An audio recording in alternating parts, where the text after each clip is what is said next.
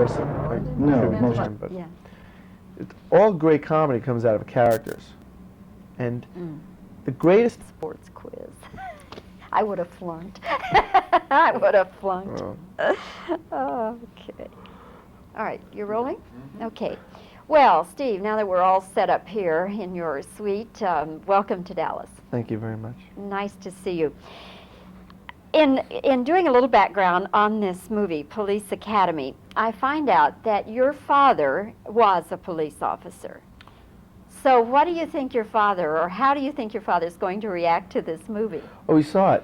He liked it. He loved it. He thought it was really funny. He had a good time. You know, the movie's not a movie like Coma or Hospital in which physicians would be offended. This is a movie, it's a comedy, and it's very, it's very easy to see that nothing here is taken seriously. So if it was the police academy, or it was a hotel, or it was a restaurant, or it was a health club, it would all be the same. I mean, it's all taken in, you know, in farce. So it's a lot of fun. Is this a role that you wanted to do, or did you have to go out and fight to get the role, or what was the... Well, I read the first script that was given to me, and I didn't like it. And then when Hugh Wilson, the director, got involved, I really sparked to it, and I said, I got to do this movie. So I went in for an interview, and I read for Hugh, and screen tested, as a matter of fact, for Hugh, because they wanted to... They were thinking of casting this other guy in it, who was in a movie called Spring Break last year. Steve Bassett was his name. And they wanted to cast him because they felt that Spring Break had 2 big weekends. You know, it made like $4 million each weekend, so they thought that kids would like Steve Bassett. That's how they think. But you won out. Thank goodness, yeah. Yes, okay. So do you anticipate, though, that someplace along the line you will run into some law enforcement people who will really be offended? No, oh no, I don't think so, because it's obvious it's a joke. It's not real. It's a movie. No, I don't think so. Anybody with a half-decent sense of humor. I think there are knuckleheads all over the world that would be offended by me saying the word knucklehead, because there's probably a knucklehead society someplace. But I think for the most part, no, this is a fun movie. It's too much fun to be offended by it. Matter of fact, I was on the radio the other day, and somebody called up and said, I saw the movie and I want to know what happened to the cat. I'm president of the Feline Association of North Dakota, and I saw the movie, and I know when they shot the cat, and you never see the cat. There's no cat. So I said, well, the cat's living very, very well right now. He paid him $250,000 for the role, and he's living in a condo in Palm Springs on Tamara's Country Club, playing a little golf every day, and he's doing okay.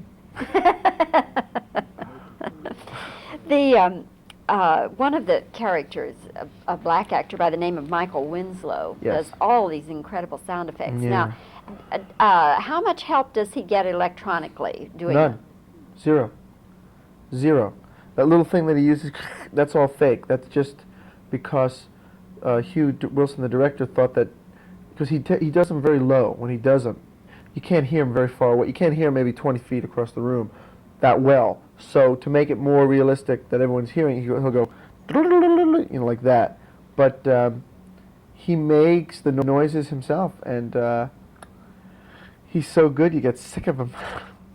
I mean, I'm joking. I'm not saying I get sick of him because I like Michael, but you know, he says he does so many noises that you go like, okay, Michael, I know the baby toe noise again. I don't want to hear that anymore.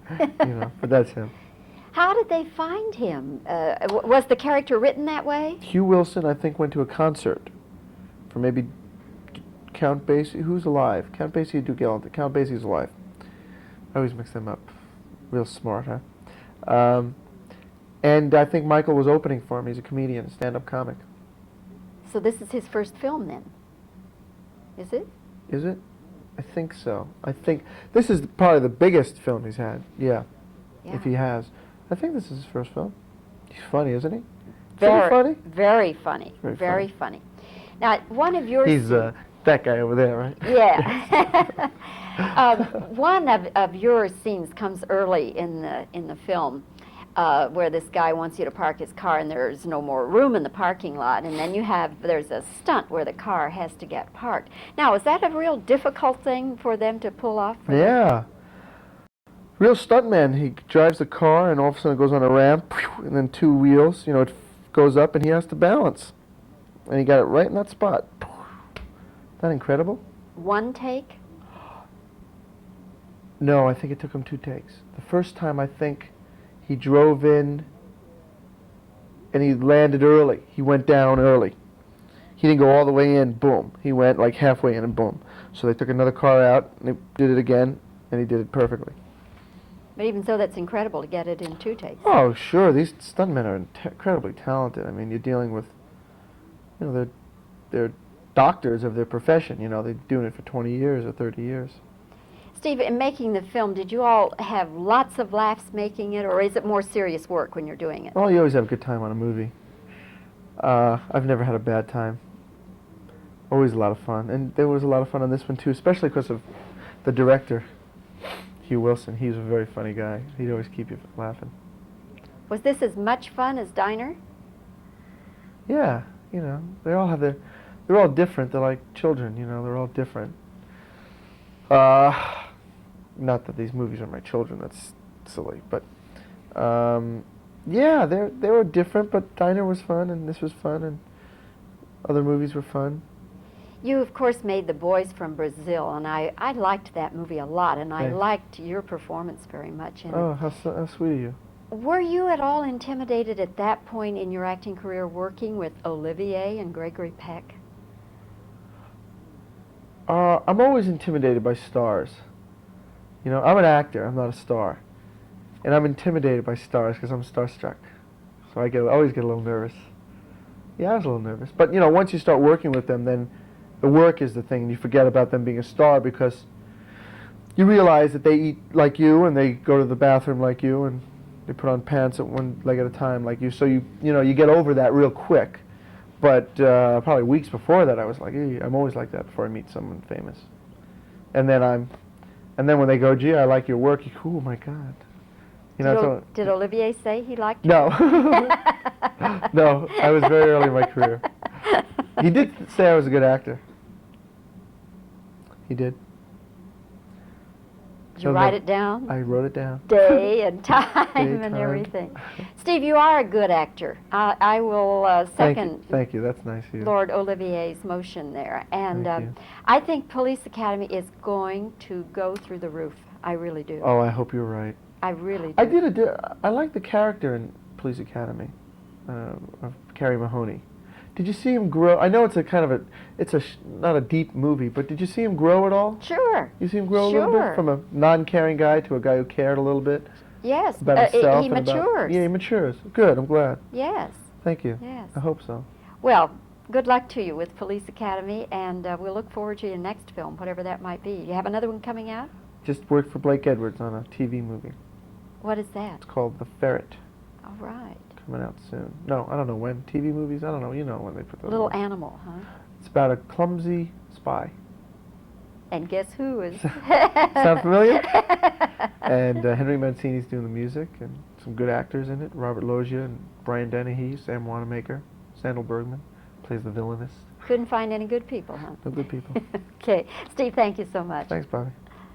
Neat interview. What was it again? Hotel suites. That's the, you know, you're in there. We're going out for lunch. Oh, that's We're good. English. I was in San Francisco. I was in there for 12. I was in the hotel suite for 6 hours. Into your roles, and yet your roles are different. You're not always playing Steve Guttenberg. Did you see a big difference between the diner role and this guy? Oh, yes. Was there really? Oh, yes. Good. Oh, yes. Yes. Okay.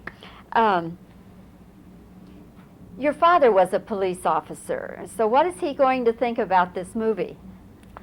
Da da da da da. A B C D F G H I J K L M N O P Q R S T U V. Okay. Do you feel that out there someplace will be some people who will be offended by this? Okay. All right.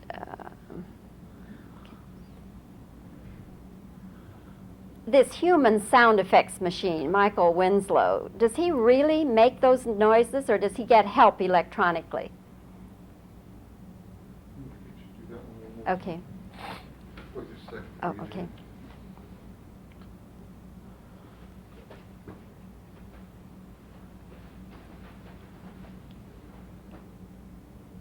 Okay. Does Michael Winslow really make those sound effects, or does he get help electronically?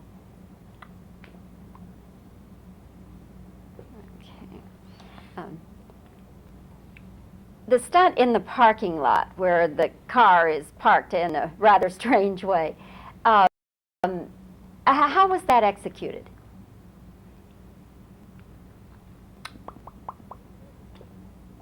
Did he do it in one take?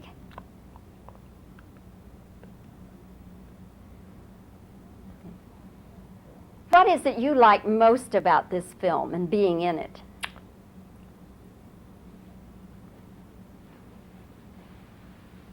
Okay. Look up again. It's hard to flat and do that one more Okay. time. What is it you like most about the film and being in it?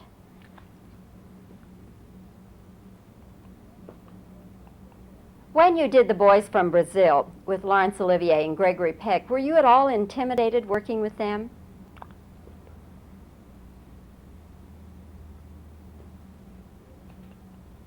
Did he really say that?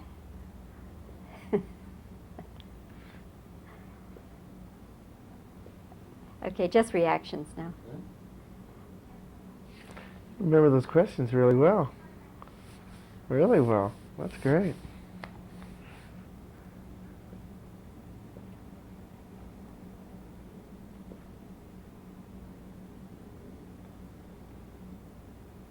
Okay, that should do it, Fred.